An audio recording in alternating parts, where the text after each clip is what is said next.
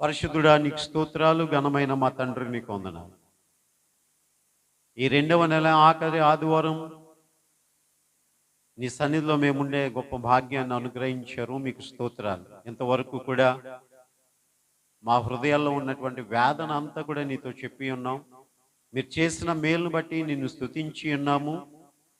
అయ్యా, మమ్మల్ని బ్రతికించే నీ వాక్యం, మా పాదములకు దీపమై ఉన్న నీ వాక్యం ప్రభా మమ్మల్ని ఆధ్యాత్మికంగా బలపరిచి సరిచేసి నీలో పరిపూర్ణంగా మమ్మల్ని నిలవబెట్టేటువంటి నీ యొక్క వాక్యమును మేము ఇప్పుడు ధ్యానం చేయబోతున్నాం. అందరికీ వినుబుద్ధి పుట్టించండి.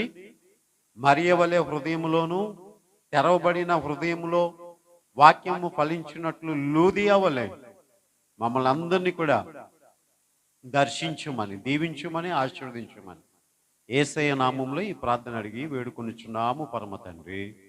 ఆమేన్, ఆమేన్. హల్లెలూయా, హల్లెలూయా, హల్లెలూయా. మన బైబిల్ తెరిచి దినవృత్తాంతములు మొదటి గ్రంథము 13వ అధ్యాయము 3వ వచనం చదువుకుందాం. మరలా చెప్తున్నాను, వాక్యం చదవమన్నటప్పుడు నేను చదివేటప్పుడు మాత్రమే చూడండి. ముందు వెనుక ఆ తర్వాత విషయాలన్నీ కూడా నేను మీకు తెలియజేస్తాను. మరి నేను చెప్తుంటే మీరు వాక్యం చదువుతూ ఉంటుంటే మీరు అర్థం చేసుకోవట్లేదని నాకు ఇబ్బందిగా ఉంటుంది. అందుచేత మీరు చూస్తూ వింటే మీరు వింటున్నారు అనేటువంటి ఆ యొక్క ఆలోచనలో నేను ముందుకు వెళ్ళడానికి అవకాశం ఉంటుంది. ఓకే, చాలా వివరంగా విపులంగా దేవుని యొక్క వాక్యాన్ని విందాం. దినవృత్తాంతముల మొదటి గ్రంథము 13వ అధ్యాయం 3వ వచనం. Chronicles first book 13th chapter 3rd verse చదువుకుందాం. మన దేవుని మందసమును మరలా మన యొద్దకు కొని వత్తము రండి. సౌలు దినములలో దాని యొద్ద మనము విచారణ చేయకయే యుంటిమి. ఈరోజు ఎక్కువగా మందసము అనేటువంటి మాట దేవుడు పలికించబోతూ ఉన్నాడు, దేవుడు వినిపించబోతూ ఉన్నాడు. ఈ మందసం అంటే ఏంటో మీకు తెలియకపోతే ఈ ప్రసంగం అంతట్లో ఎన్నిసార్లు మందసం గురించి చెప్పుకున్న, మందసం అన్నారు కానీ అదేంటో మాకు అర్థం కాలేదండి. ఆ మాట ఎప్పుడు మా ఇంట్లో కానీ లేకపోతే మా పనిబాట్లలో కానీ వాడలేదండి.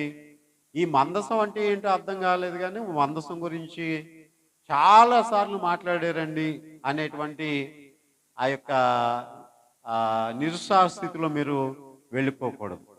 మందసం అంటే ప్రియులరా, బంగారు రేకుతో పొదగబడిన, తుమ్మకర్రతో చేయబడిన, దీని పొడవు వెడల్పులో ఎంత అంటే దీని యొక్క పొడవు 2 మూరడున్నర, అలాగుననే దీని యొక్క ఎత్తు 3 మూరడున్నర, అలాగుననే దీని యొక్క వెడల్పు 3 మూరడున్నర. మీరు ఎప్పుడైనా రాజమండ్రి ప్రాంతానికి వెళ్తే, బాబు మల్లెపూలు ఇస్తావా అంటే ఎంత కావాలండి? 1 మూరడా, 2 మూరలా, లేకపోతే అర్ధ మూర, లేకపోతే 1 మూరడున్నర అని అడుగుతారు. మూరడు అంటే మీకు తెలియదు కదా. ఈ మోచే దగ్గర నుంచి ఈ వేలు చివరి దాకా మూరడు అని అర్థం. కనుక కొలిసేటప్పుడు ఎలా కొలుస్తారు? మల్లెపూలు ఇలా మూరడు కొలుస్తారు. అంటే మల్లెపూలు దాకానే ఎందుకు పరిధి అయిపోయింది అంటే అది అలవాటుగా మారిపోయింది. ఇది వరకు అయితే ఏది కొలిచినా ఈ రకమైనటువంటి ఆ పద్ధతిలో భూములు కూడా ఇళ్ల స్థలాలు కూడా అలాగా కొలిచేవారు. రాను రాను ఆ అడుగులు, గజాలు, మీటర్ల లెక్కలోనికి వచ్చేసింది. ప్రియుల, మీకు అర్థమైంది కదా. ఒక బాక్స్ తుమ్మకర్రతో చేయబడినటువంటిది, చుట్టూరు బంగారు రేకుతో పొదగబడినటువంటిది. దీనిలో ఏమి ఉన్నాయి అంటే అహరోను కర్ర, అలాగుననే దేవుడు మోషేకు ఇచ్చినటువంటి 10 ఆజ్ఞలు కలిగినటువంటి 2 పలకలు, అలాగుననే ఒక బంగారు పాత్ర, మన్నా బంగారు పాత్ర. ఈ మూడింటి గురించి కూడా క్లుప్తంగా చెప్తాను.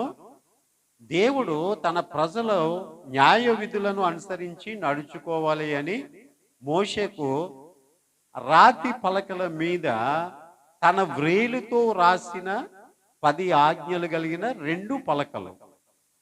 అది దేవుడిచ్చిన 10 ఆజ్ఞలు. అలాగుననే అహరోను కర్ర అనగా ఈ 12 మంది గోత్రకర్తల్లో నుంచి ఎవరు యాజకత్వాన్ని జరిగించాలి అనేటువంటి విషయం గురించి దేవుడు అన్నాడు, 12 కర్రలు పెట్టండి, అందులో ఏ కర్ర అయితే చిగురిస్తుందో అదే లేవి గోత్రం ఆ యొక్క ఆ కర్రను బట్టి నిర్ణయించబడుతుంది అని దేవుడు చెప్పాడు. మీకు అర్థమైంది కదా. మూడవది ఏంటి అంటే బంగారు పాత్ర అనగా దేవుడు మన్నాని కురిపించగా నింపబడినటువంటి బంగారు పాత్ర. ఈ 3 పాత్రలు కూడా ఆ యొక్క 2 మూరడున్నర వెడల్పు పొడవు, 3.5 ఎత్తు, 3.5 వెడల్పు కలిగినటువంటి తుమ్మకర్రతో చేయబడిన బంగారు రేగుతో పొదగబడిన మందసము పెట్టి. అర్థమైంది కదా. మందసం అనగానే మీకు అర్థమైంది కదా. దానికి 4 వ్యక్తులు మోయడానికి ఆ పక్కన ఒకటి ఈ పక్కన ఒకటి. మరి మీరు ఇదివరకు చూసేవారో లేదో కానీ ఎప్పుడైనా ఆ రాజులను రాణులను ఆ గుర్రాలు లేనటువంటి కాలంలో, గుర్రాలు ఉన్నటువంటి కాలంలో కూడా ఆ పల్లకీలో తీసుకుని వచ్చేవారు. ఆ పల్లకి ఎలాంటిది అంటే ఒక మనిషి వెళ్ళి కూర్చోగలిగినంతగా ఉండేది. దానిపైన ఇలాగ ట్యాపర్గా నీడ ఉండేది. దాన్ని బలమైనటువంటి 4 వ్యక్తులు ఏం చేస్తూ ఉండేవారు అంటే ఆ రాణిగారు ఎక్కడికి వెళ్ళాలన్నా, రాజుగారు ఎక్కడికి వెళ్ళాలన్నా ఆ భుజాల మీద మోసుకుని తీసుకుని వెళ్తూ ఉండేవారు. అలాంటిదే ఈ యొక్క మందసం కూడా. దానికి 2 కర్రలు ఉంటాయి. ఆ ముందు ఒక 2 లేవీయులు, వెనకతల 2 లేవీయులు దాన్ని మోసుకుని వెళ్తారు. ఎందుకు ఈ మందసం అంటే ఇప్పుడు అసలైన విషయంలోనికి వద్దాం. మందసం అంటే మీకు అర్థమైపోయింది కదా. మందసం అంటే ఇవన్నీ కూడా చరిత్రలో ఉన్నటువంటివి. అది మందసం. సరే, ఎందుకు ఈ మందసం అనేటువంటి విషయానికి వస్తే ఇప్పుడు వాక్యం దగ్గరికి వద్దాం. నిర్గమాకాండము 25వ అధ్యాయము 8వ వచనాన్ని మనం చదువుదాం. నిర్గమాకాండము 25వ అధ్యాయము 8వ వచనం. నేను వారిలో నివసించున్నట్లు వారు నాకు పరిశుద్ధ స్థలమును నిర్మింపవలెను. హల్లెలూయా. దేవుడు ఏమన్నాడు అంటే నేను వారిలో నివసించున్నట్లు, వారి మధ్య నివసించున్నట్లు, వారితో నివసించున్నట్లు వారు ఏం చేయాలి అంటే ఒక పరిశుద్ధ స్థలమును నిర్మింపవలెను. హల్లెలూయా. ఇది దేనికి సాదృశ్యంగా ఉంది అంటే వారి మధ్య, వారిలో దేవుడు నివసించాలని అనుకుంటూ ఉన్నాడు. ఇప్పుడు దేవుని యొక్క వాక్యం సెలవిస్తూ ఉంది, ఎక్కడ 2-3 కూడి ఉందురో వారి మధ్యన నేను ఉందును అని అన్నాడు ఆయన. అంటే కూడి ఉన్నటువంటి మన మధ్య దేవుడు ఉన్నాడు. మనందరికీ కూడా ఆయన కేంద్ర బిందువుగా ఉండి అందరితో కలిపి ఉన్నాడు. సో అదే సమయంలో నీవు నేను కూడా వ్యక్తిగతంగా ఉన్నాం. మన యొక్క కేంద్ర బిందువు ఏంటి అంటే హృదయం కదండి. ఈ హృదయంలో దేవుడు ఉంటాను అన్నాడు. నేను మీలో ఉంటాను, మీతో ఉంటాను అని అంటూ నీ హృదయమే దేవుని యొక్క ఆలయము, నీవు దేవుడు నివసించు మందిరమై ఉన్నావని ఈ క్రొత్త నిబంధన కాలంలో దేవుడు చెప్తా వచ్చాడు.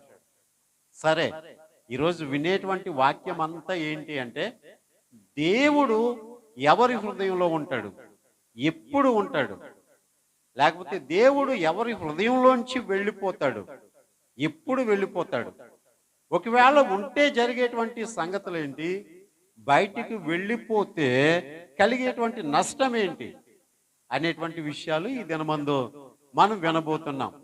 దేవుడు 12 గోత్రాలు, 6 లక్షల జనాంగం. ఇక్కడ నేనుంటే నా ఎదర 4 గోత్రాలు, ఈ పక్కన 4 గోత్రాలు, ఈ పక్కన 4 గోత్రాలు, ఈ వెనుక 4 గోత్రాలు. ఈ మధ్యలో దేవుని యొక్క నిబంధన మందసం ఉండేది. ఆయన అన్నాడు, ఆ మందసము మీ దగ్గర ఉన్నప్పుడు నేను దాని ద్వారా మీ మధ్య ఉంటాను, మీతో ఉంటాను అని ప్రభు చెప్తా వచ్చాడు. అంటే ఏ గోత్రానికి కూడా తక్కువ కాకుండానట్లు చుట్టుపక్కల ఉన్నటువంటి 12 గోత్రాలకి కూడా దేవుడు కేంద్ర బిందువుగా ఉండి ఆయన మధ్య ఉండుట వలన వాళ్ళందరికీ కూడా గొప్ప క్షేమము, వాళ్ళ ఆరాధనలు అందుకుంటూ దేవుడు వారిని దీవిస్తూ ఉండేవాడు, ఆశీర్వదిస్తూ ఉండేవాడు. అదే నిర్గమకాండము 25వ అధ్యాయం 10వ వచనంలో చూస్తే వారు తుమ్మకర్రతో ఒక మందసమును చేయవలెను. ఇప్పుడు దాకా నేను చెప్పానే, ఎంతెంత చెప్పాను చెప్పండి ఒకసారి. పొడవు వెడల్పులు దాని యొక్క పొడవు 2 మూరడున్నర, అలాగుననే దాని యొక్క ఎత్తు మూరడున్నర, దాని యొక్క వెడల్పు మూరడున్నర. అనగా మీకు బాక్స్ ఎంత సైజులో ఉంటుందో అర్థమైపోద్ది. అందులో ఉంచబడినటువంటి దేవుని యొక్క నిబంధన వాక్యములు, అలాగే యాజకత్వం జరిగించేటువంటి లేవి కర్ర, అలాగే వారికి పరలోకపు మన్నాగా నిలిచినటువంటి బంగారు పాత్ర, ఇవన్నీ కూడా దేవుడు వారి మధ్య ఉండడానికి ఆ దేవుడు నిర్ణయించినటువంటిదై ఉంటూ ఉంది ప్రియులరా. నేను చెప్పాను కదా, నేను చెప్పిన మాటల్ని కూడా వాక్యంలో మీకు మరలా చూపిస్తున్నా. దేంతో చేయమన్నాడు ఆయన? తుమ్మకర్రతో చేయమన్నాడు. ఇక చూడండి, దాని పొడుగు 2 మూరలున్నర, 2 మూరలున్నర, దాని వెడల్పు మూరడున్నర, దాని ఎత్తు మూరడున్నర. నేను చెప్పింది వాక్యంలో ఉంది కదా. దాని యొక్క పొడవు వెడల్పులు ఎత్తు కూడా ఇక్కడ వ్రాయబడి ఉంది. అది నిబంధన మందసం. అయితే దేవుడు దానిని బట్టి వారి మధ్య నేను ఉంటాను, అది మీ మధ్య ఉన్నదంటే నేను మీ మధ్య ఉన్నట్టే అని దేవుడు చెప్పాడు. దేవుడు చెప్పాడు. ఈ రోజున ప్రియులరా, దేవుని యొక్క వాక్యము మన హృదయంలో ఉన్నట్లయితే ఆయన మనలో ఉన్నట్టే. దేవుని యొక్క ఆత్మ మనలో ఉన్నట్టయితే ఆయన మనలో ఉన్నట్టే, మనం ఆయనతో ఉన్నట్టే. మరి దేవుడు లేకపోతే ఎవరు ఉంటారండి? దెయ్యం ఉంటుందండి. దేవుని ఆత్మ లేకపోతే ఏది ఉంటుందండి? దురాత్మ ఉంటుంది. ఈ రెండింటిని బట్టే ప్రాముఖ్యంగా ఒక వ్యక్తి మంచి చెడులను ఎరిగినటువంటి వాడై మనుజాత్మతో ఉంటాడు. మనుజాత్మతో ఉన్నటువంటి వ్యక్తిలో దురాత్మ ఉంటే ఆ వ్యక్తిలో అన్ని దుష్టక్రియలే కనబడతాయి. మనుజాత్మతో నింపబడిన వ్యక్తిలో దైవికమైనటువంటి ఆత్మ ఉంటే ఆ వ్యక్తిలో అన్ని దైవికమైనటువంటి కార్యాలు చూడొచ్చు. కనుక ఆ వ్యక్తి యొక్క క్రియలను బట్టి ఆ వ్యక్తి ఏ ఆత్మతో నింపబడ్డాడు అని మనం చెప్పొచ్చు. మాటను బట్టి, ప్రవర్తన బట్టి, క్రియలను బట్టి, చూపును బట్టి, నడవడికను బట్టి, వీటన్నిటినీ బట్టి కూడా ఆ వ్యక్తి ఎవరు అని మనం ఇట్టే చెప్పేయచ్చు. కొన్నిసార్లు అంటూ ఉంటుంటారు కదా, దెయ్యం పట్టిందా నీకేమైనా అని అంటూ ఉంటాం. ఎందుకంటారు చెప్పండి? ఆ లక్షణాలు అట్లా ఉంటాయి కాబట్టి. కనుక క్రియలు తెలియజేస్తూ ఉంటుంటాయి. కనుక దేవుడు వారి మధ్య ఉండడానికి ఆయన ఇష్టపడి ఈ విధంగా మందసాన్ని తయారు చేయండి, ఆ మందసము నేను మీ మధ్య ఉండేటువంటి స్థలము అని చెప్పారు ప్రియులారా. ఇంకా ఏమేమి ఉంటాయని చెప్పాను అది కూడా మీకు వాక్యంలో చూపిస్తాను. హెబ్రీలకు రాసినటువంటి పత్రిక 9వ అధ్యాయము 4వ వచనాన్ని చదువుదాం. హెబ్రీలకు రాసినటువంటి పత్రిక 9వ అధ్యాయము 4వ వచనంలో చదువుదాం. అందులో సువర్ణ దీపాత్తియు అంతటను బంగారు రేగుతో తాపబడిన నిబంధన మందసమును ఉండెను. ఇది దేంతో తాపబడింది? తాపబడడం అంటే ఏంటి? పలచని పోత పోయడం అని అర్థం. పలచని రేకుతో అది పొదగబడింది అని అర్థం ప్రియులరా. అయితే ఆ మందసములో మన్నాగల బంగారు పాత్రయు, చిగురించిన అహరోను చేతికర్రయు, నిబంధన పలకలును ఉండెను.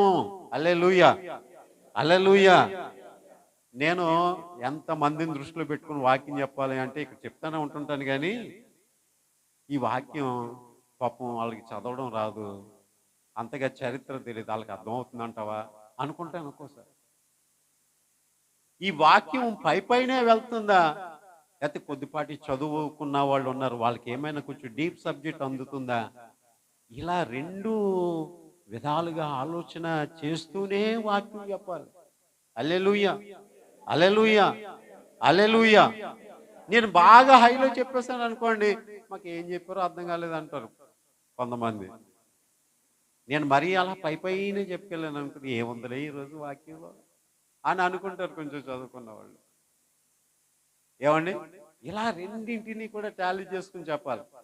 దేవుడే మీకు సహాయం చేయను గాక. ఏమాత్రం అర్థం అవ్వకపోయినా నేను ప్రార్థన చేసి వచ్చాను ప్రభువా. లూదియా హృదయం తెరిస్తేనే కదా నీ మాటల మీద లక్ష్యం ఉంచింది. అప్పుడే కదా రక్షణ గురించి ఆలోచన చేసింది. మరి అలాగే నా ప్రభువా, ఈరోజు కొంచెం వాక్యం ఇబ్బందిగా ఉండొచ్చు, కానీ అర్థం చేసుకునే హృదయం వాళ్ళకి దయచేయి ప్రభువా అని ప్రార్థన చేశాను ప్రియులారా. హల్లెలూయా, హల్లెలూయా. కనుక దాంట్లో ఏమేమి ఉన్నాయి? బంగారు పాత్ర, చిగురించిన అహరోను చేతికర్ర, నిబంధన పలకలు కూడా ఆ మందసంలో ఉన్నాయి ప్రియులారా. అయితే ఇది ఎప్పుడు దేవుడు చేయమన్నాడు అని అంటే గనక, ఇజ్రాయిల్ ప్రజలు 430 సంవత్సరాలు ఐగుప్తు బానిసత్వంలో ఉన్న తర్వాత వాళ్ళు అక్కడికి ఎంతమంది వెళ్ళారు? 70 మంది వెళ్ళారు. ఎందుకు వెళ్ళారు? ఏసేపు ఐగుప్తు దేశంలో ఉంటుండగా యాకోబు సంతతిగా ఉన్నటువంటి ఆ దేశంలో కరువు వచ్చినప్పుడు వాళ్ళు అక్కడికి 70 మంది వెళ్ళారు. అక్కడ 6 లక్షల జనాంగం అయిపోయారు పిల్లలు. దేవుడు అంతగా వారిని ఆశీర్వదించారు. ఈ సమయం పట్టడానికి 430 సంవత్సరాలు అయ్యింది. ఈ 430 సంవత్సరాల తర్వాత దేవుడు మోషేని నియమించుకుని ఏర్పాటు చేసుకుని, ఇక్కడ కాదు మీరు ఉండవలసినటువంటిది, మీ అందరికీ కూడా ఒక మంచి దేశాన్ని ఇస్తాను, అది ప్రపంచంలోనే అద్భుతమైన దేశం, అది ప్రపంచానికే నడిబొడ్డు, అది ప్రపంచానికే కేంద్రీకృతమైనటువంటి దేశం. అక్కడ ఉంటే భూమి తాలూకా సెంట్రల్ ప్లేస్ లో ఉన్నట్టే అక్కడ మీరు ఉన్నారు అంటే మీరు భూమిని అంతటిని కూడా పరిపాలించవచ్చు, భూమి అంతటికీ కూడా ఆశీర్వాదకరంగా ఉండొచ్చు.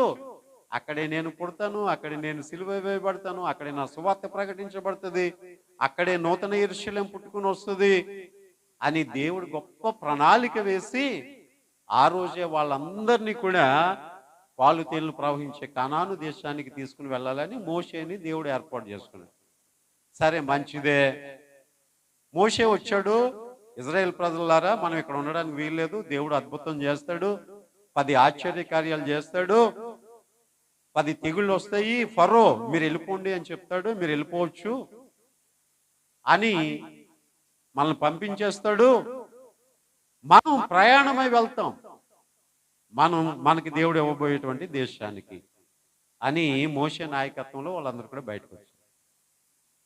వారి యొక్క ప్రయాణంలో దేవుడు వారితో ఉండాలి. ఎందుకంటే ఆ పక్కని ఈ పక్కని శత్రురాజులు.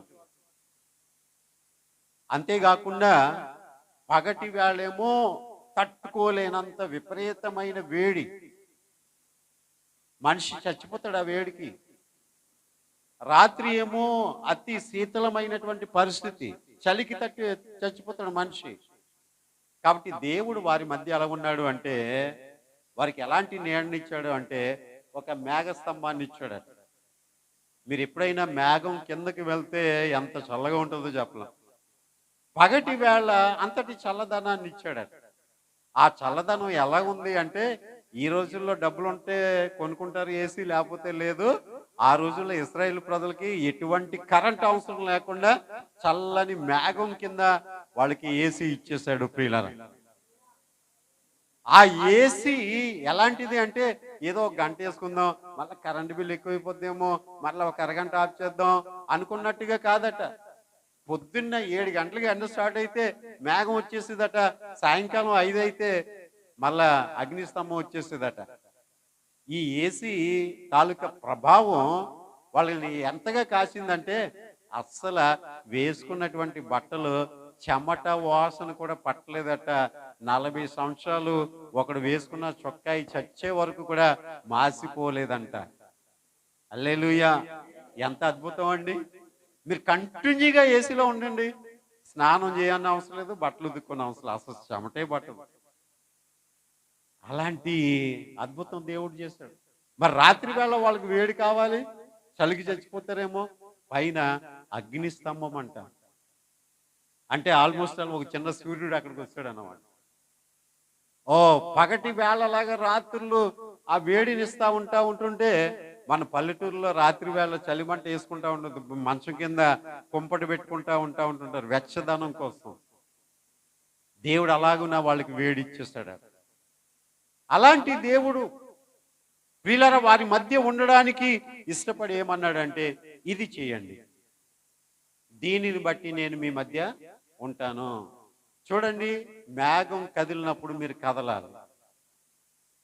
అలాగుననే నేను మీతో ఉంటాను, మీకు ముందుగా ఉంటాను, నా దూతను మీకు ముందుగా పంపిస్తాను అనడానికి ఈ నిబంధన మందసాన్ని మీ కూడా తీసుకొని పోవాలి. హల్లెలూయా, హల్లెలూయా. నిబంధన మందసాన్ని కూడా తీసుకొని పోవాలి. కొంతమంది ఎలా ఫీల్ అవుతారండి, బైబిల్ మన చేతిలో ఉన్నదంటే దేవుడు మనతో ఉన్నట్టు.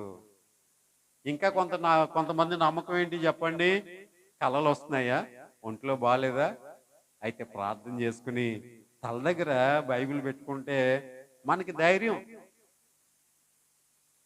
దేవుడిచ్చినటువంటి వాక్యమే దేవుడని నమ్మి, ఆ వాక్యమే దేవుడై ఉండేను, ఆ వాక్యమే కృపాసత్య సంపూర్ణుడిగా మన మధ్యకు వచ్చాను అన్నటువంటి ఈ యొక్క వాక్యాన్ని మనం దేవుడని నమ్ముతున్నాం. ఆ రోజు కూడా వాళ్ళు ఆ నిబంధన మందసాన్ని కూడా తీసుకుని వెళ్ళాలి. అయితే ప్రియులరా, ఆ దినములలో మీకు క్రమంలో చెప్తా ఉన్నాను, న్యాయాధిపతుల గ్రంథం 20వ అధ్యాయం 27వ వచనంలో, ఆ దినములలో యెహోవా నిబంధన మందసము అక్కడనే ఉండెను. అక్కడనే ఉండెను అంటే బేతేలులో ఉండెను అని అర్థం. హల్లెలూయా. బేతేలులో ఉంది ప్రియుల. కనుక వీళ్ళందరూ కూడా ఈ నిబంధన మందసాన్ని బట్టి ఏం చేశారు అంటే 40 సంవత్సరాల సుదీర్ఘ ప్రయాణాన్ని కొనసాగించేసి అద్భుతంగా పాలు తేనెలు ప్రవహించే కనాను దేశానికి వచ్చేసారు. ఈ నిబంధన మందసం చేసిన ఒక 2 అద్భుతాలు మీకు చెప్తాను. ఈ నిబంధన మందసం చేసినటువంటి 2 అద్భుతాలు. ఒకటి, నిబంధన మందసం యెరికో పట్టణము చుట్టూ 7వ దినమున 7 మార్లు మోస్తూ తిరుగుతూ దేవుని స్తుతించినందు చేతన ఆ యొక్క యెరికో కోట గోడలు కూలిపోయినాయి ప్రియులారా. రెండవది, ఈ నిబంధన మందసము వారి యోర్దాను దాటవలసి వచ్చినప్పుడు ఏం జరిగింది అంటే, యాజకులు నిబంధన మందసాన్ని పట్టుకుని ఆ నది దగ్గర వారి యొక్క పాదము ఆ నీటిని ఇలాగున తాకగానే నది 2 పాయలైపోయిందంట. వాళ్ళు మోసిన వాళ్ళు అక్కడ అలాగే నిలబడ్డారు.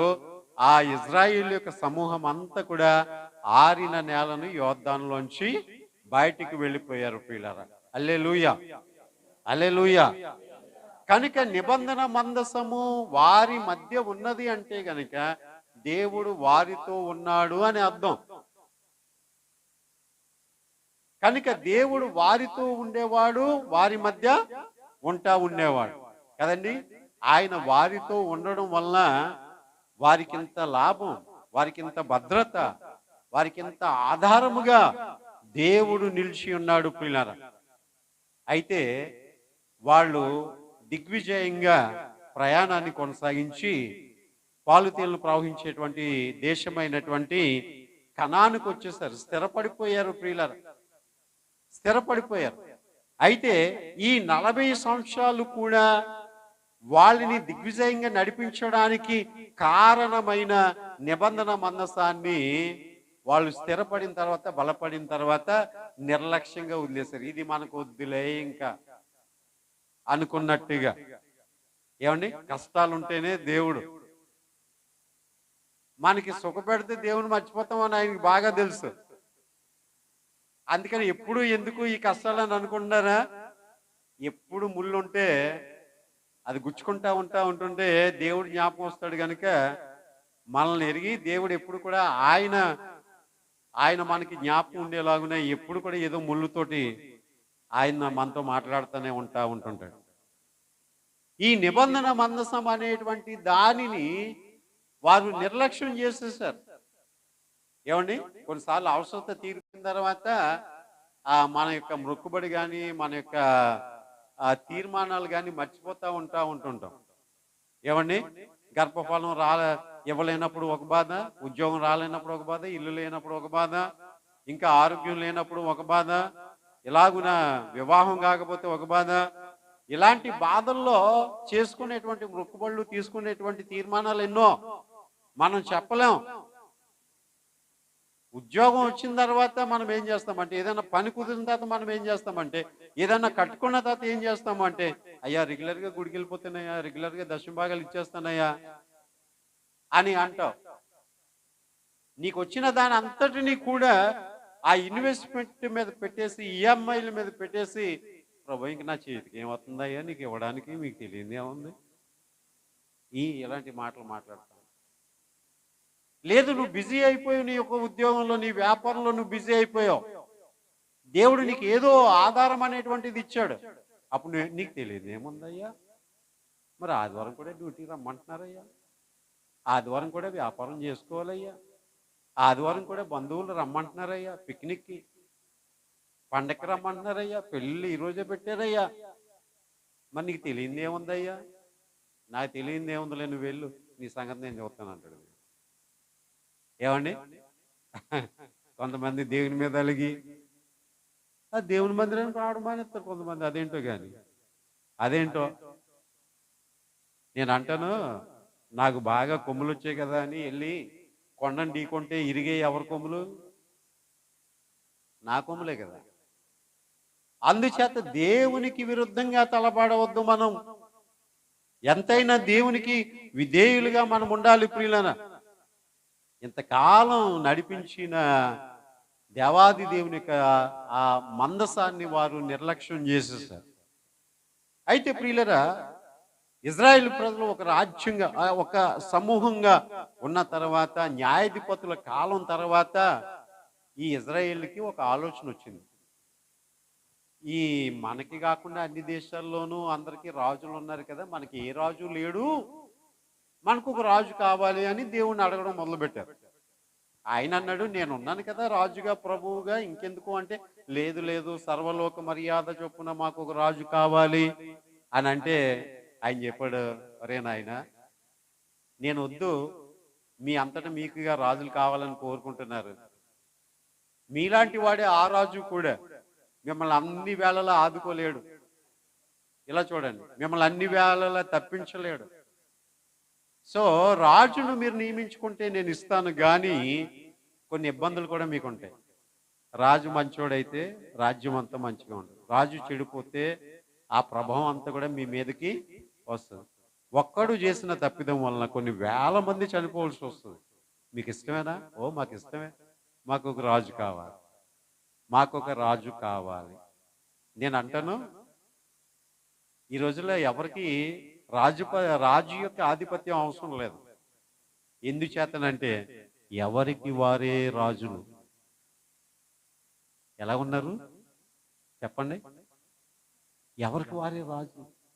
నాకు నేనే రాజు, నాకు ఎవరు చెప్తారు, నాకు ఎవరు చెప్పాలి, నేను ఎవరి ఆధిపత్యం కింద ఉండాలి, నన్ను ఎవడ ఎందుకు ఏలాలి, నాకు నేనే రాజుని అన్నట్టున్నారు. చాలా ప్రమాదకరం. నీ రాజు ప్రభువు, నీ రాజు ప్రభువు. అందుకని నేను గొర్రెలకు కాపరి అయిన నా కాపరి దేవుడే, నేను ఇజ్రాయిల్లకు రాజు అయిన నా రాజు దేవుడే అని అనుకున్నారు ప్రియులారా. కనుక రాజు కావాలని ఇజ్రాయిల్ ప్రజలు కోరుకున్నటువంటి దినాలలో దేవుడు సౌలును రాజుగా చేశాడు. సౌలును రాజుగా చేసినటువంటి దినములలో దేవుడు ఇజ్రాయిల్ ప్రజల్ని ఎడబాశాడు. అంటే వీళ్ళు నిబంధన మందసాన్ని నిర్లక్ష్యం చేసినందువలన, దేవుని యొక్క ఆరాధన నిర్లక్ష్యం చేసినందువలన దేవుడు వారి మధ్య లేకుండా వెళ్ళిపోయాడు. ఇప్పుడు బైబిల్ చేతిలో ఉన్నంత మాత్రాన్ని దేవుడు మనతో ఉన్నాడు అనుకోవడానికి వీల్లేదు. ఆ బైబిల్ గ్రంథంలో ఉన్నటువంటి వాక్యం మీద నీకు నమ్మకం ఉంటేనే దేవుడు నీతో ఉన్నట్టు. లేకపోతే అది బైబిల్ అయినా, విశ్వాసం లేకపోతే సామాన్యమైన పుస్తకంతో సమానం. హల్లెలూయా. విశ్వాసంతో నూనె రాసుకుంటేనే అది ప్రభావంగా పనిచేస్తుంది. లేకపోతే రోజు ఇంటి దగ్గర నూనె రాసుకున్నట్టే ఈ నూనె కూడా. ఏమంటారు? కనుక విశ్వాసం, వారు నిబంధన మందసాన్ని నిర్లక్ష్యం చేశారు, దేవుని ఆరాధన నిర్లక్ష్యం చేశారు, రాజు తప్పు చేశాడు. ఇటువంటి పరిస్థితుల్లో దేవుడు వారి మధ్య లేడు. నిబంధన మందసం అయితే ఉంది కానీ దేవుడు వారి మధ్య లేడు. కొన్ని ఇళ్లలో బైబిల్ ఉంటాయి కానీ ఆ ఇంట్లో దేవుడు ఉండడు. కొంతమంది బాప్తిసం పొందిన క్రైస్తవులే కానీ వారిలో దేవుడు ఉండడు. బైబిల్ మనం సిగ్గుపడే ఒక మాట చెప్పింది, ఏంటో తెలుసా? ధర్మశాస్త్రము ఎరుగని వారైనను వారు ధర్మశాస్త్రమును ఎరిగిన వారైనట్టున్నారు. ఈ మాటలకు అర్థం ఏంటంటే, అన్యజనులకు ఈ బైబిల్ చేతిలో లేదు కానీ పవిత్రత విషయంలో మనలను మించిన వారుగా వాళ్ళు ఉన్నారు అని చెప్తుంది బైబిల్. బైబిల్ లేనటువంటి అన్యజనుల పవిత్రత విషయంలో బైబిల్కి సాటిగా ఉంటే బైబిల్ ఉన్నటువంటి క్రైస్తవులు ఇంకెంత మాదిరిగా ఉండాలి? అది వాక్యం చెప్తుంది. ఇశ్రాయేలు ప్రజలు రాజు యొక్క నిర్లక్ష్య వైఖరి ఏం చేసింది అంటే, మందసము వారి మధ్య ఉన్నప్పటికీ కూడా, మందసం అయితే ఉంది కానీ అందులో దేవుడు లేడు. అందులో దేవుడు లేడు. అది కేవలం ఒక చెక్క పెట్టిగా బంగారు రేగితో పైన కెరూబులు దాని మీద పొదగబడినట్లుగా నమూనా అయితే ఉంది కానీ దాంట్లో ప్రభావం లేదు. హల్లెలూయా, హల్లెలూయా. ఏమి లేదు, ప్రభావము లేదు ప్రియులారా. ఇదే చెప్తుంది ఏంటి అంటే, సున్నం కొట్టిన సమాధుల్లాగా ఉన్నారు మీరంతా అని వాక్యం చెప్తా ఉంది. అవి కూడా సజీవంగా ఉన్నట్టు కనబడుతున్నాయి కానీ వాటిలో ఏం లేదు, జీవం లేదు, వాటిలో ప్రాణం లేదు, వాటిలో ఆత్మ లేదు. కనుక ప్రియులారా జాగ్రత్తగా ఆలోచన చేయాలి. దేవుని యొక్క వాక్యం అంటే ఏదో సీరియల్ కాదు, ఏదో సినిమా కాదు, లేకపోతే నీ కథ నా కథ కాదు. దేవదేవుడిచ్చిన చరిత్ర ఇది. హల్లెలూయా, హల్లెలూయా. కనుక ప్రియులారా, ఈ ఇజ్రాయెల్ ప్రజలు తమ పొరుగు వారైనటువంటి ఫిలిష్తీయులు వచ్చి ఏం చేశారు అంటే వారి మీద పడ్డారు. ఇప్పుడు దేవుడు తన ప్రజలతో ఉంటుండగా ఏ ఒక్కరికి కూడా సాధ్యం కాదు దేవుని ప్రజలను ఓడించడం అనేటువంటిది. నీలో దేవుడు ఉంటే సాతానికి అసలు సాధ్యం కాదు నిన్ను పడగొట్టడం అనేటువంటిది. నీలో లేకపోతే ఎన్నిసార్లు అయినా పడగొట్టేస్తాడు. అసలు దేవుడు నీలో ఉంటే నీ దగ్గరికి రావడమే కష్టం సాతానికి. యోబు ఇంటికి వెళ్ళడానికి నానా తంటాలు పడిందంట సాతాను. చాలాసార్లు ట్రై చేసిందంట. కానీ అదే చెప్తుంది, యోబు ఇంటి చుట్టూ నువ్వు కంచె వేసితివి కదా, నేను ఎలా వెళ్తాను? వాల్మీకి రాసిన రామాయణంలో ఒక చిన్న విషయం ఉంటుంది. ఏంటి అంటే, ఆ రావణుడు సీతని ఎత్తుకుని పోవడానికి వచ్చే ముందు ఒక జింకలాగా వస్తాడు రాముడు. ఆ జింక కావాలని సీత కోస్తుంది, దాని వెనకలు వెళ్ళిపోతాడు. ఈ లోపల అంతకి రాలేదు ఇంతకి రాలేదని చెప్పి సీత లక్ష్మణుడిని పంపించడానికి వెళ్ళినప్పుడు ఇదేదో మాయలాగా ఉందో వదిన అని చెప్పి ఏం చేస్తాడంటే, ఆ చుట్టూరు గీత గీసి, వదిన ఇది దాటి నువ్వు రాకే, ఇదే నీకు రక్షణ కవచం అని చెప్తాడు. ఈ లోపల రావణుడు వస్తాడు. ఆ గీత దాటి లోపలికి రావాలి అంటే గనక ఒక పెద్ద మంటలాగా కనిపిస్తుంది. వాడు అంటాడు, భిక్ష పెట్టేటప్పుడు మీరే వచ్చి మాకు వేయాలి కానీ మేము మీ దగ్గర రామని సీతను ఏదో రకంగా గీత దాటించి రావణుడు బయటికి రప్పించి సీతను ఎత్తుకు. అదంతా కూడా వాల్మీకి రాసిన ఒక చరిత్ర. చరిత్రలో ఇలాంటి కల్పనా కథలు కొన్ని ఉన్నాయి. అయితే ప్రియులరా, వాటికంటే వాస్తవికమైనటువంటి సంఘటన ఏంటి అంటే, నువ్వు యోబు ఇంటి చుట్టూ కూడా కంచె వేసేతివి కదా. హల్లెలూయా, హల్లెలూయా. నీ చుట్టూ దేవుని యొక్క కంచె ఉందా? దేవదూతల యొక్క కవచం ఉందా?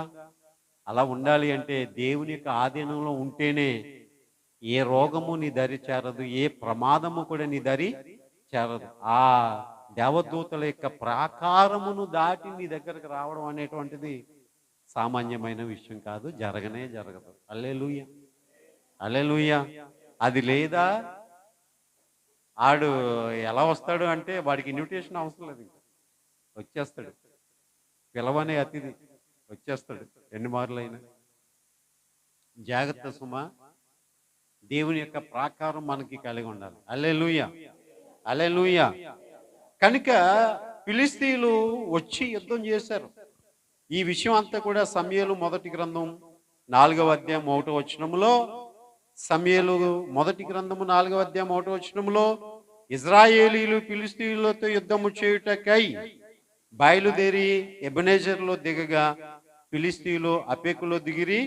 2వ వచనం, ఫిలిస్తీయులు ఇజ్రాయేల్ మీద తమ్మును తాము యుద్ధ పంక్తులుగా తీర్చుకొనగా వారి యుద్ధములో కలిసినప్పుడు ఇజ్రాయేలు ఫిలిస్తీయుల ఎదుట ఓడిపోయి యుద్ధ భూమిలోనే ఎక్కువ తక్కువ 4,000 మంది హతులైపోయారట.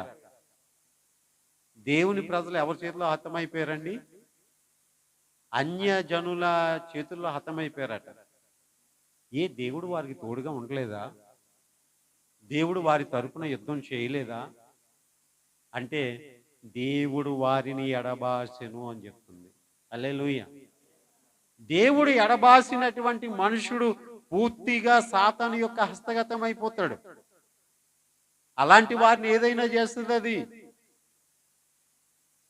కానీ దేవుని యొక్క హస్తగతంలో ఉన్నటువంటి ఏ మనుషుణ్ణి కూడా సాతాను తాకలేదు. అందుచేత దేవా, నీవు నాకు ప్రాకారముగా ఉండుము, నీవు నాకు ఎత్తైన కోటగా ఉండుము. దావీదు ప్రార్థన చేస్తాడు కదా, నీవే నా ప్రాకారము, నీవే నా కోట, నీవే నా దుర్గము, నీవే నా శైలము. ఇలాంటి మాటలు ఎన్ని పలికాడు? నువ్వు లేకపోతే నేను జీరో అన్నాడు అంతే, నువ్వు ఉంటే నేను హీరో అన్నాడు అంతే. Hallelujah, hallelujah, hallelujah. Without Jesus zero, with Jesus hero కదండి. ఇజ్రాయెల్ ప్రజలు అబ్బా మనకి ఏంట్రా తిరిగిలేదు, ఎక్కడికి వెళ్ళినా మనదే పైచి, మన దేవుడు మనతో ఉన్నాడు అనుకున్నారు. కానీ వాళ్ళు యుద్ధానికి వెళ్ళి 4,000 మంది హతమైపోయారు. అరే ఏం జరిగింది పొరపాటు? మనం దేవుని నిబంధన మందసాన్నేమో మన ఊర్లో ఎట్టుకుని మనం యుద్ధానికి వెళ్ళిపోయాం. అది కారణం. అది మన కూడా ఉంటే మనకు జయం వచ్చి ఉండేది. అది మన కూడా ఉండబట్టే కదా ఇన్నాళ్ళు ఏ శత్రురాజులు కూడా మనల్ని ఓడించలేకపోయారు, మన దగ్గర రావడానికే భయపడ్డారు అని చెప్పి కారణం ఏంటో వాళ్ళకి అర్థమైంది. దేవుని నిబంధన మందసము మన వెంట లేదు గనుక మనం ఓడిపోయాము అని అర్థమైంది. అరే ఎందుకు ఇలా జరుగుంటుందంట? ఓ ఇవాళ ప్రార్థన చేసుకుని వెళ్ళలేదు కదా, అందుకని ఇలాంటి ప్రమాదం సంభవించింది. ఎందుకు ఇలా సంభవించింది? నా హృదయం దేవుని ఎదుట సరి అయినదిగా లేదు కదా, అందుకనే దేవుడు నాకు తోడుగా లేడేమో, అందుకే ఇలాంటి కష్టాలు వస్తున్నాయేమో, అందుకే ఇలాంటి శోధనలు వస్తున్నాయేమో అని తలంపులు వస్తా ఉంటుండే పిల్లల వీళ్ళకి కూడా అదే అనిపించింది. 4వ అధ్యాయం 3వ వచనంలో, కాబట్టి జనులు పాలెములోనికి తిరిగి రాగా ఇజ్రాయేల్ ప్రజలు, యెహోవా నేడు మనలను ఫిలిస్తీయుల ముందర ఎందుకు ఓడించాను? వాళ్ళకి డౌట్ వచ్చి, ఎందుకు ఓడిపోయాం మనం, ఎందుకు ఓడించాను? సిలోహులోనున్న యెహోవా నిబంధన మందసము మనము తీసుకుని మన మధ్య నుంచుకొందము రండి. ఏమన్నారు వాళ్ళు? రండి. ఈరోజు మన మెసేజ్ ఏంటి అంటే రండి. ఏం చేయడానికి రండి? దావీదు ఒక మాట అన్నాడు, ఏంటంటే దేవుని యొక్క నిబంధన మందసమును తీసుకుని వద్దాము రండి. అది మన మధ్య ఉండాలి, మనతో ఉండాలి, అప్పుడే మనకి ఆశీర్వాదం. రండి అని దావీదు మహారాజు గొప్ప పిలుపునిచ్చాడు. నిబంధన మందసం విలువ తెలిసినటువంటి వాడు గనుక, నీకు నాకు దేవుని యొక్క మందిరం తాలూకు విలువ తెలిస్తే నువ్వేమంటావు అంటే, రండి మనము దేవుని యొక్క మందిరమునకు పోదాము, అక్కడ ఆయన మనల్ని దర్శిస్తాడు, మనతో మాట్లాడుతాడు, మనం నడుచుకోవాల్సిన మార్గాన్ని ఆయన మనకి చూపిస్తాడు, రండి రండి అని దావీదు ప్రజలను పిలిచాడు. రండి అని కుటుంబంలో ఒకరినొకరు పిలుచుకోవాలి. రండి, దేవుని యొక్క నిబంధన మందసమును మన యొద్దకు తెచ్చుకుందాము రండి అని వీళ్ళకి ఏం ఆలోచన వచ్చింది? యెహోవా నేడు మనలను ఫిలిష్తీయులందరి ఎందుకు ఓడించాడు? ఎందుకు ఓడిపోయాం? ఆ నిబంధన మందసం లేకే కదా, ఆ ప్రార్థన జీవితం లేకే కదా, ఆ భక్తి జీవితం లేకే కదా, ఆ భయభక్తులు లేకే కదా ఇలా ఓడిపోతున్నాం. ఈ రోజుకైనా బుద్ధి తెచ్చుకుని నాయనా ప్రభువా అని మోకరించి ప్రార్థన చేస్తే కొంచెం ఏమైనా జీవితం ఆశీర్వాదకరంగా సాగుతుందేమో, ఇబ్బందుల్లోంచి విడిపించబడతామేమో, రోగాలు నయమవుతాయేమో, కష్టాలు తీరుతాయేమో. ఏమండి, ఎందుకు మనం ఓడిపోయాం? రండి, సిలోహులో ఉన్న దేవుని యొక్క మందసమును మనం తీసుకుని వద్దాము. అది మన మధ్య నుండిన ఎడల అది మన శత్రువుల చేతిలో నుండి మనలను రక్షించుననిరి. హల్లెలూయా. దేవుని మందసము మన మధ్య ఉంటే మనలను శత్రువుల చేతిలో నుంచి మనలను తప్పిస్తుంది. అది దేవుడు నీలో ఉంటే నీ శత్రువుల చేతిలో నుంచి నువ్వు తప్పించబడతావు. నీకు విరోధంగా తలపెట్టిన ప్రతి కార్యము నుంచి కూడా నువ్వు విడిపించబడతావు. శత్రువు యొక్క పన్నాగములన్నీ కూడా లయం చేయబడతాయి. దేవుడు మన మధ్య ఉంటే, మనతో ఉంటే, ఏమండి, ఆ రోజు మందసము దేవుడు ఉండేటువంటి స్థలం. నేను వారి మధ్య నివసించున్నట్లుగా వారు నాకు ఒక మందసమును నిర్మించవలెను అన్నాడు దేవుడు.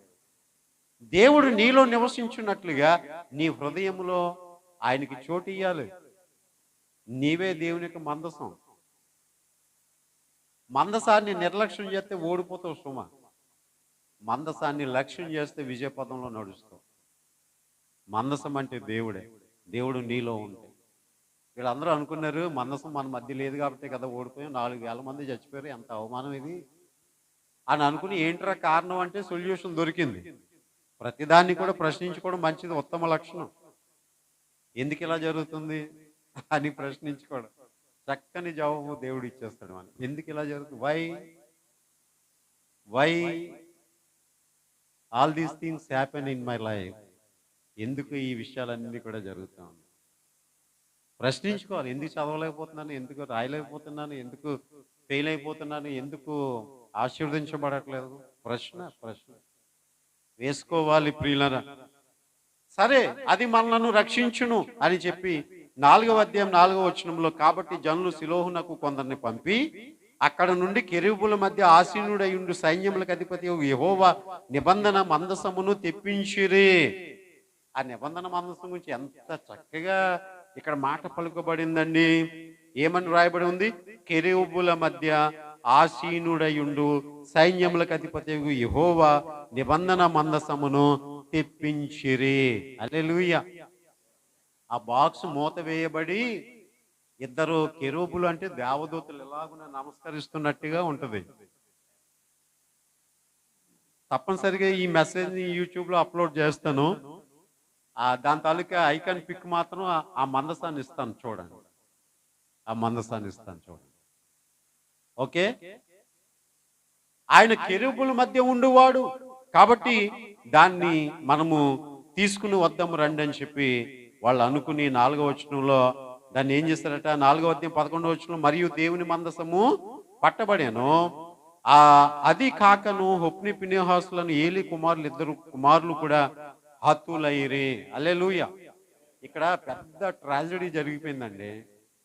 నా మెసేజ్ అంతట్లో ఉన్నటువంటి ట్విస్ట్ ఇదే, చెప్తాను, జాగ్రత్త వినండి. ఈరోజు మెసేజ్లో వాళ్ళు ఏమనుకున్నారంటే, మందసం లేకే కదా మనం ఓడిపోయాం, దేవుడు మనతో లేకే కదా ఓడిపోయాం అని అనుకున్నారు. తెచ్చి పెట్టుకున్నారు. ఈసారి నడండ్రా యుద్ధానికి వెళ్దాం, ఆ సంగతి ఏదో తేల్చేద్దాం. ఇప్పుడు దాకంటే దేవుని మందసం మనతో లేక ఓడిపోయాం, కానీ ఇప్పుడు దేవుని మందసాన్ని పట్టుకుని వెళ్ళి వాళ్ళంతా తేలుద్దాం అనుకుని మందసాన్ని పట్టుకుని పోయారండి యుద్ధ భూమిలోకి. మందసాన్ని పట్టుకుని వెళ్ళిన తర్వాత కూడా ముందు 4,000 మంది చచ్చిపోతే తర్వాత 30,000 మంది చచ్చిపోయారు. ఎందుకు అలా జరిగింది? మనం క్రైస్తవులమే, మన చేతిలో బైబిల్ ఉంది, వాక్యం మనకు బాగా తెలుసు.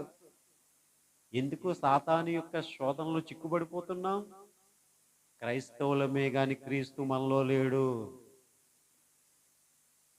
బైబిల్ మన చేతిలో ఉంది కానీ దాని నియమ నిబంధనలు మన జీవితంలో లేవు.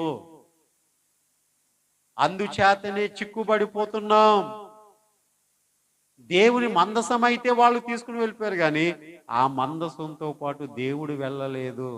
కేవలం ఒక చిక్క పెట్టిలాగే వాళ్ళు తీసుకుని పోయారు. దేవుని నిబంధన మందసాన్ని తీసుకుని పోవడం ప్రాముఖ్యం కాదు. దేవుని యొక్క చెప్పు చేతల్లో వారు ఉంటేనే వాళ్ళతో దేవుడు ఉన్నట్టు. హల్లెలూయా, హల్లెలూయా, హల్లెలూయా. ఏమండి, జీవితం మారకుండా, బ్రతుకు మారకుండా ఎన్ని ప్రార్థన చేస్తే ఏం లాభం అండి? ఎన్ని ప్రసంగాలు చేస్తే ఏం లాభం అండి? ఎన్నిసార్లు గుడికి వెళ్తే ఏం లాభం అండి? ఎంత కానుకలు ఇస్తే ఏం లాభం అండి? వాటన్నిటికంటే ముందుగా యేసయ్య నీ జీవితంలో ఉంటే అప్పుడు అవన్నీ కూడా ఫలభరితంగా ఉంటాయి. హల్లెలూయా. తీసుకెళ్ళక మునిపేమో 4,000 మంది చచ్చిపోయారు, తీసుకెళ్ళిన తర్వాత ఏమో 30,000 మంది చచ్చిపోయారు. అంటే ప్రభావము మందసములో నుంచి బయటికి పోయాను. నీ జీవితం కూడా ఒక మందసమే. దేవుడు నిర్మించుకున్న నివాస స్థలమే. ఆయన ఆత్మ నీలో నివాసంగా ఉండడానికి దీన్ని ఇంకా జీవంతో బ్రతికించాడు. సౌలులో నుంచి దేవుని ఆత్మ పోయి దురాత్మ వచ్చినట్లుగా కొంతమందిలోంచి వాళ్ళు దేవుని బిడ్డలే, దేవుని చేత నియమించబడినటువంటి వారే, దేవుని చేత అభిషేకించబడినటువంటి వారే, కానీ దేవునికి అనుకూలంగా ఉండనందు చేత దేవుని ఆత్మ పోయి దురాత్మ వారిలోనికి వస్తుంది. అంటే ఒక వ్యక్తిలో స్థిరంగా దైవాత్మ ఉంటది అనుకోవడానికి క్రైస్తవం అయిపోయి ఇంకా మనం పరిశుద్ధులమే, పరిశుద్ధాత్మ మనలో ఉంది అనుకుంటే కాదు. దేవుడు ఉంటాడు, వెళ్ళిపోతాడు. దేవుడికి అనుకూలంగా ఉంటే ఉంటాడు, దేవుడికి అనుకూలంగా లేకపోతే వెళ్ళిపోతాడు ఆయన. హల్లెలూయా, హల్లెలూయా. కనుక మందసము అనుకుంటున్నారు తప్ప మందసములో ఉన్నటువంటి దేవునికి ఇష్టంగా ఉన్నామా లేదా అని వాళ్ళు ఆలోచన చేయట్లేదు. అందుచేత ముందు 4,000 మంది, వెనకట్ల 30,000 మంది. ఎప్పుడైతే యుద్ధ భూమిలోకి మందసాన్ని తీసుకుని వెళ్ళిపోయారో ఆ శత్రువులట దేవుని యొక్క నిబంధన మందసాన్ని పట్టుకుని పోయారంట. వాళ్ళు పట్టుకుని పోయారట. దేవుడు నీలో లేకపోతే దేవుడు నీకు ఇచ్చిన ప్రతి ఆశీర్వాదాన్ని కూడా సాతాను దొంగిలించేస్తాడు. జాగ్రత్త. నీ డబ్బు దొంగిలిస్తాడు, నీ ఆరోగ్యాన్ని, నీ సమయాన్ని, నీ అభివృద్ధిని అంతటిని కూడా వాడు దొంగిలించేస్తాడు. ప్రభావము లేనిదిగా ఇజ్రాయేలీయుల యొక్క మధ్య ఉండవలసినటువంటి ఆ మందసం ఫిలిస్తీయుల చేతిలోనికి చిక్కబడిపోయింది ప్రియుల. కనుక వాళ్ళు ఏమనుకున్నారు చెప్పండి? దేవుని మందసం ఉంటే చాలు, మనం ఎలా ఉంటే ఏంటి అని అనుకున్నారు పిల్లలు. ఈ నిబంధన మందసము ఎక్కడ ఉంది? ఫిలిస్తీయుల మధ్యలోనికి వెళ్ళిపోయింది. అంటే దేవుని ప్రజలు కాని ప్రజలు దేవుని నిబంధన మందసాన్ని పట్టుకుని పోయారు. పట్టుకుని పోతే అక్కడ ఒక అద్భుతం జరిగింది. ఇది కూడా మన దాగోను దేవత గుళ్ళో పెడదాం దీన్ని అని చెప్పి ఫిలిస్తీయులు పట్టుకుని వెళ్ళిపోయి వాళ్ళ యొక్క దేశపు దేవత అయినటువంటి దాగోను యొక్క గుడిలో ఈ మందసాన్ని పెడితే తెల్లవారు లేచి చూసేటప్పుడు కట దాగోను దేవత మందసము ఎదుట బోర్లా పడిపోయిందంట. ఆ విగ్రహం బోర్లా పడిపోయిందంట. మరలా దేవుడు అక్కడ ఫిలిస్తీయుల మధ్య తన ప్రభావాన్ని చూపించడం మొదలు పెట్టాడు. హల్లెలూయా. తన ప్రజల మధ్య లేనివాడైనట్టుగా ఉన్నాడు.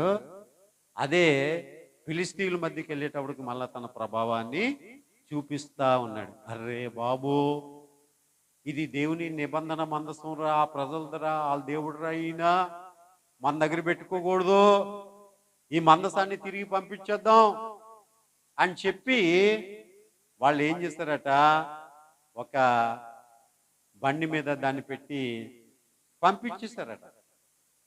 ఒక పాలు విడువని ఆ ఆవులకు బండి కట్టి దాని మీద ఈ నిబంధన మందసాన్ని పెట్టేసి దేవుని చిత్తం, ఆయన ఎటు వెళ్ళిపోతాడో, ఎక్కడికి వెళ్ళిపోతాడో, ఎలాగా ఆయన తన ప్రజల మధ్యకి వెళ్ళిపోతాడో అని ఆలోచన చేసి దాన్ని ఒక గ్రామానికి పంపించేశారు ప్రియులారా. అక్కడ ఉండిపోయింది.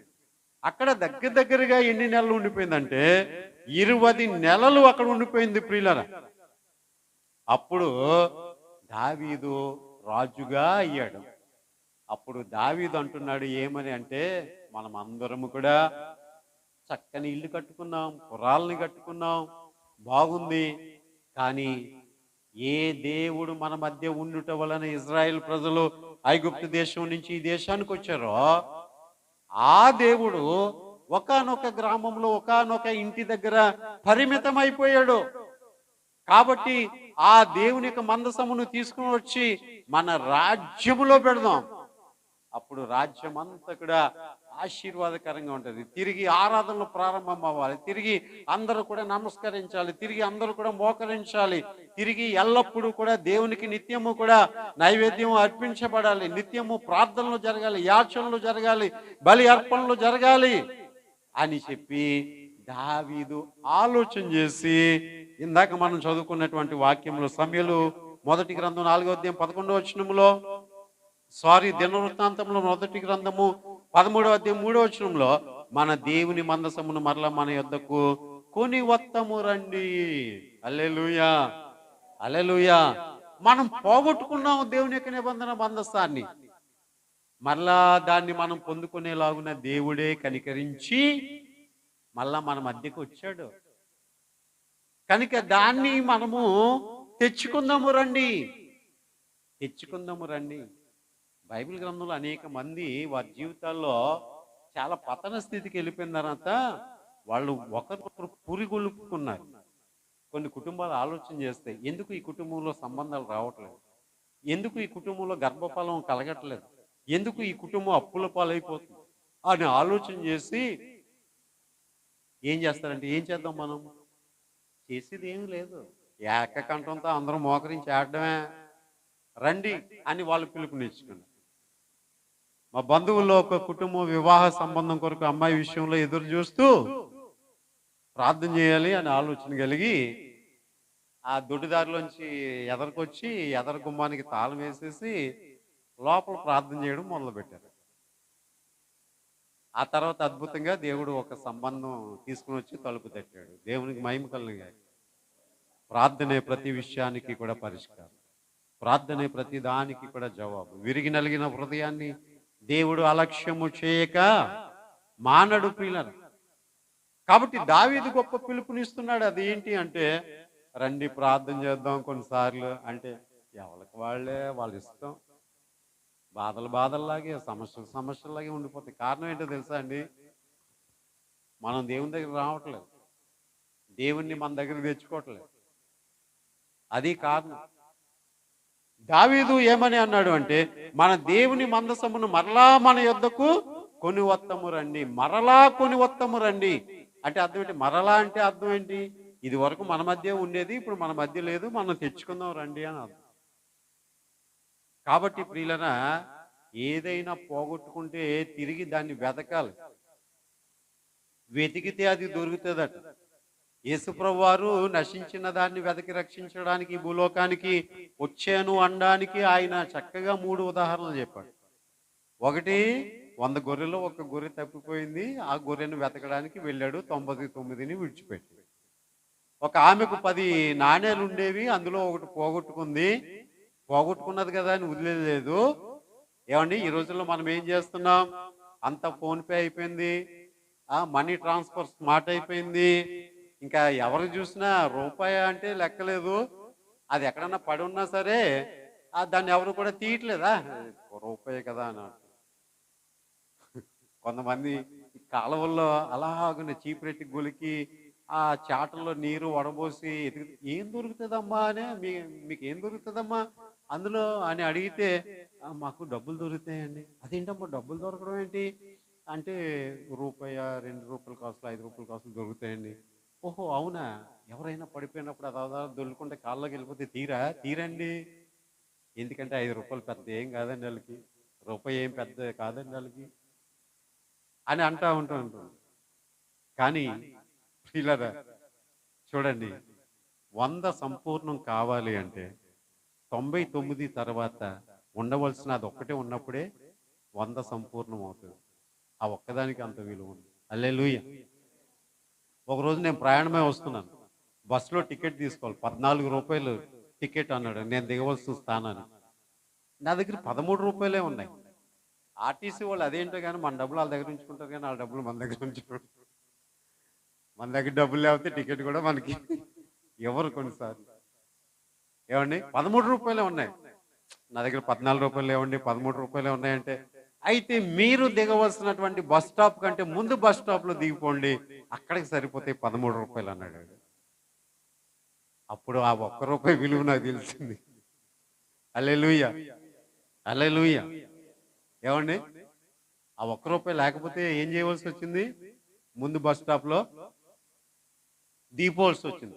సరే 9 ఉన్నాయి కదా 10 లేకపోతే ఏంటి, ఒకటి పోతే పోనీలే అని ఆవిడ అనుకోలేదు గాని దీపము వెలిగించి ఇల్లంతా ఊడ్చి అది దొరుకు వరకు వెతికిందంట ఆవిడ. ఏమండి అమ్మ రూపాయి పడిపోయిందే అంటే పోనీరా, పోతే పోనీలేరా, రూపాయి ఏంట్రా.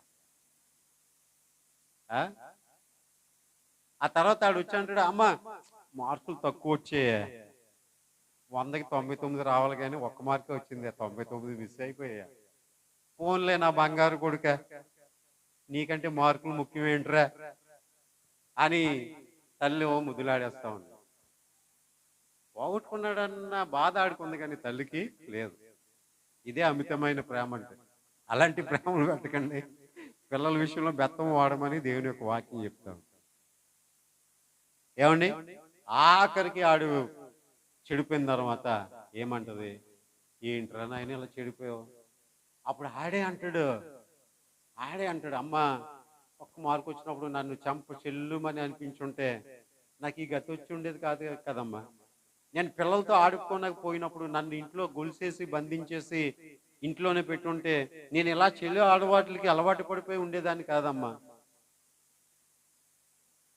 ఈరోజు మనం ఫ్రీగా వాళ్ళని వదిలేసిన తర్వాత రేపు పొద్దున్న వాళ్ళే అంటారు, అమ్మ నువ్వు నన్ను సరి చేసుంటే నాకు ఈ గతి వచ్చి ఉండేది కాదు.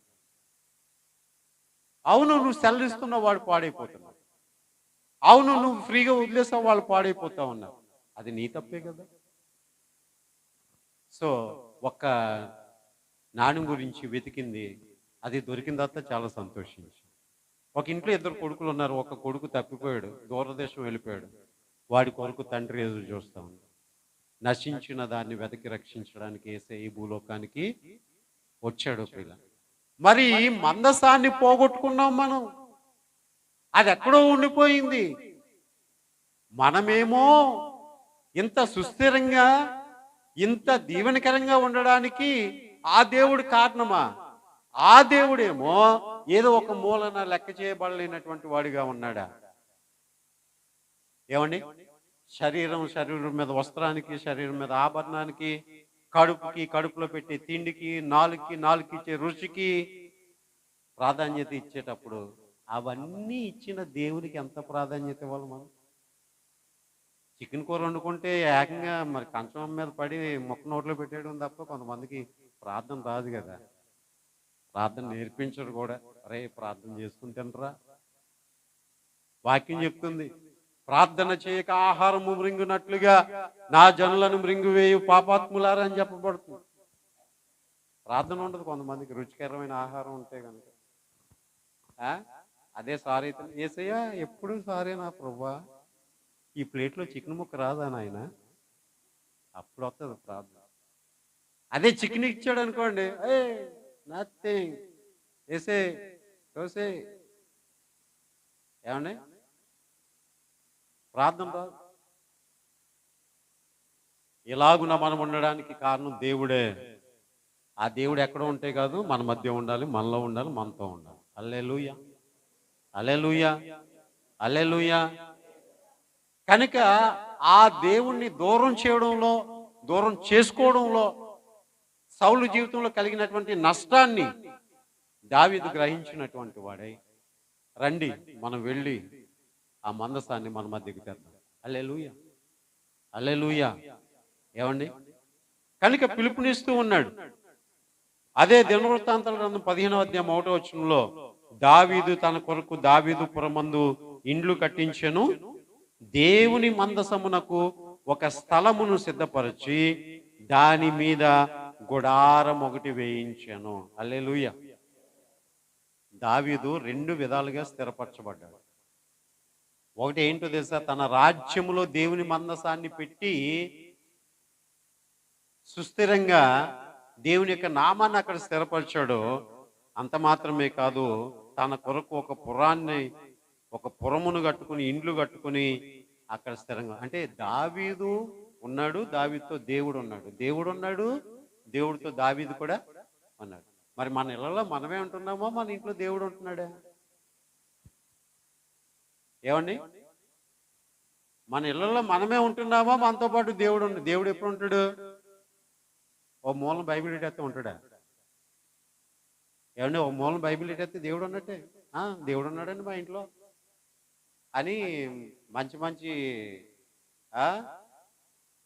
డ్యూయట్ సాంగ్స్ అన్ని వేసేయండి టీవీలో. ఏమండి, పుష్ప 1, 2 వేసేయండి. బైబిల్ మన ఇంట్లో ఉంది, దేవుడు మన ఇంట్లోనే ఉన్నాడని పుష్ప 1, 2 వేసాం అనుకో, ఏమండి దేవుడు ఉన్నట్టే. దేవుడు ఉన్నాడు అంటే దేవుని మాటలు అక్కడ వినబడాలి, దేవుని పాటలు అక్కడ వినబడాలి. హల్లెలూయా. నీతిమంతుల యొక్క గుడారంలో రక్షణ కూర్చున్నటువంటి నాదం ఏం చేయబడుతుంది? వినబడుతుంది. హల్లెలూయా, హల్లెలూయా. ఇల్లైనా నీ హృదయమైనా దేవుడు నీలో ఉన్నాడు అనుకుంటే నీ ఇంట్లో స్తుతి వినబడాలి, నీ హృదయంలోంచి స్తుతి బయటికి రావాలి. హల్లెలూయా, హల్లెలూయా. కనుక మందసము విషయంలో ఏమన్నాడు దావీదు? రండి, మనము ఆ మందసమును మన మధ్యకు తెచ్చుకుందాం. ఈ రోజున ప్రియులరా, దేవుని యొక్క వాక్యం సెలవిస్తుంది, దేవుడు మీలోంచి దూరం అయిపోయాడా? పురుగొల్పుకో నీకు నువ్వే చెప్పు, నీ సేవకునితో చెప్పు, అయ్యా నేను దేవుళ్ళో మళ్ళీ రీన్యూల్ అవ్వాలనుకుంటున్నాను, నేను దేవుళ్ళు ఉజ్జీవింపబడాలని అనుకుంటున్నాను, దేవుణ్ణి మళ్ళీ నాలోనికి పరిపూర్ణంగా తెచ్చుకుందామని అనుకుంటున్నాను, నా కొరకు ప్రార్థన చేయండి అంటే ఆ సేవకుడు నీ కొరకు ప్రార్థన చేస్తాడు. మళ్ళా దేవుడు నీలోనికి వస్తాడు. నువ్వు శత్రువుల చేతికి చిక్కబడు, విరోధుల చేతికి చిక్కబడు. ఈ ఆసక్తి నీలో ఉందా? రండి, మనం యెహోవా మందసమును మన మధ్యలోనికి తెచ్చుకుందాం. హల్లెలూయా, హల్లెలూయా. ఈ రోజున కూడా దేవుడు పిలుపునిస్తూ ఉన్నాడు. రేపు శుక్రవారం శనివారం ఎంతమంది వస్తారో చూస్తాను నేను. ఆదివారం ప్రభు బల్ల కొరకు, శుక్రవారం శనివారం రాత్రి 2 గంటల సమయాన్ని ప్రత్యేకపరచుకుని సిద్ధపడండి. దేవుడు మీ హృదయాల్లోనికి ఆదివారం తన బల్ల ద్వారా మీలోనికి రాబోతూ ఉన్నాడు. నమ్మిన వారు దేవునికి స్తోత్రం చెప్పండి. మీలో పరిపూర్ణంగా నివసించడానికి ఇష్టపడుతున్నాడు. ఇంకా తిరిగిలేదు, మీ జీవితం అద్భుతంగా మారిపోద్దంతే, ఆనందంతో నింపబడుతుందంటే ఆయన ఉన్నాడంటే. కనుక పిలుపునిస్తున్నాడు దేవుడు, రండి మనం కలిసి ప్రార్థన చేద్దాం, రండి తిరిగి మన కుటుంబాలను కట్టుకుందాం, రండి మళ్ళా మనం నూతన పరచబడదాం. ఈ పిలుపుని అందుకున్న ప్రజలు వెళ్ళారు, దేవుని యొక్క నిబంధన మందసాన్ని వారి మధ్యకు తెచ్చుకున్నారు. మోకరించండి, ప్రార్థన చేసుకుందాం. ప్రార్థించే సమయం ఇది. దేవుణ్ణి నీ హృదయంలోనికి తెచ్చుకోవడానికి హృదయపూర్వకంగా ఆయన ఆహ్వానించే సమయం ఇది. దేవుడు నీలోంచి బయటకు వెళ్ళిపోయాడా? దేవుడు నీకు దూరం అయిపోయాడా? దేవుని బిడ్డనే అనుకుంటూ దేవుడు నాలో ఉన్నాడేమో, ఉన్నాళ్లే అని అనుకుంటూ ఉన్నావా? దేవుడు నీలో ఉన్నాడో లేదో నీకు తెలుసు. ఈ సమయం అందైనా ఇన్ని శోధనలకు, ఇన్ని ఇబ్బందులకు, ఇన్ని ప్రమాదాలకు, ఇన్ని అడ్డులకు, ఆటంకాలకు కారణం దేవుడు నాలో లేకపోవడాన్ని బట్టేమో, దేవునికి నా హృదయంలో చోటు ఇవ్వకపోవడాన్ని బట్టేమో. అదే దేవుడు నాలో ఉంటే నాకు విజయం, అదే దేవుడు నాలో ఉంటే నాకు సంతోషం. యేసు లేని జీవితాన్ని ఊహించగలమా? యేసు లేని బ్రతుకును ఊహించగలమా? అది దెయ్యాల కొంపే కదా. యేసయ్య నీలో ఉంటే నీకు క్షేమం. పగలు మేఘస్తంభంగా ఉంటాడు, రాత్రి అగ్ని స్తంభంగా ఉంటాడు. నిరంతరం ఆకలి కొనకుండా మన్నాను నీ దేవునికి ఇస్తాడు. నీ మధ్య ఆయన ఉంటాడు, నీతో ఆయన ఉంటాడు. దేవుని యొక్క వాక్యం చెప్పబడుతుంది, ఆయన మీలో ఉండును, మీతో కూడా ఉండు. రండి దేవా అని చెప్పగలవా ఈ సమయంలో? రండి దేవా అని చెప్పగలవా ఈ సమయంలో?